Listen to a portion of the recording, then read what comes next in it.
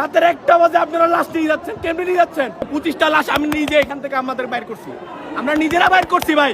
আপনারা কেমনে বলতেছেন 27 জন স্টুডেন্ট মারা গেছে অন দ্য স্পট? একটা ক্লাস নাই হয়ে গেছে, ওই ক্লাসের মধ্যে 40টা স্টুডেন্ট আছে ওখানে। আপনারা কেমনে বলতেছেন? দয়া করে এই ছোট বাচ্চাদের লাশ নিয়ে আপনারা খেলিয়েন না ভাই। আপনাদের পায়ে ধরি, হাতে ধরি, আপনারা এই ছোট বাচ্চাদের লাশ নিয়ে খেলিয়েন না ভাই। আপনাদের কাছে একটা অনুরোধ, আপনারা যেটা সত্য সেটাই বলেন, আমরা আপনাদেরকে কিছু করবো না।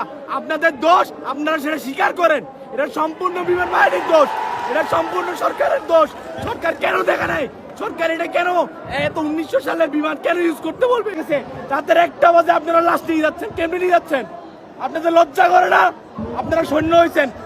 আর আমাদের যে বিমান বাহিনীর প্রধান, উনি তো আরামে আছে, উনি দেশ বিদেশ ঘুরতেছে, ওনার কোনো নামগন্ধ নাই। উনি ওনাদের ছেলেবেলা যা আছে, চামচা যা আছে, সবাইকে এখানে পাঠায় রাখছে।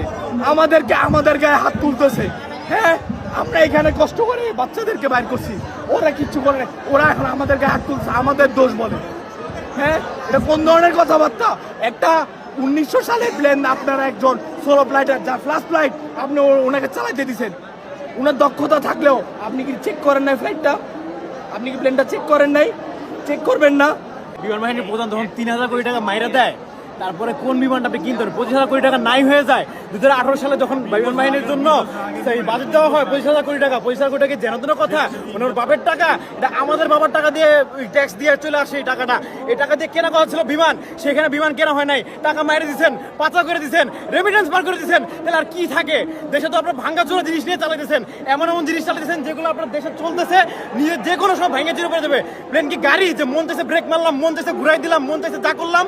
এটা প্লেন, এটা যে কোনো সময় যে কোনো কিছু করা যায় না, যে কোনো সময় যে কোনো কিছু হইতে পারে। একটা সেকেন্ড, একটা বিমান হাইয়েস্ট গেলে 500 থেকে 700 কিলোমিটার প্রতি ঘন্টা থাকে। একটা গাড়ির কোনো সম্ভব এরকম স্পিডে থাকা?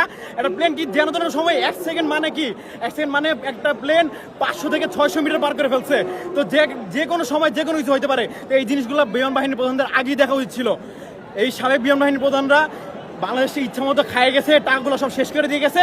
এখন বাংলাদেশ সরকারের উপরে দোষ আসতেছে সবকিছু। এখন আগের জন খেয়ে গেছে, এখন নতুনের উপরে দোষ আসছে, আর কিচ্ছু না।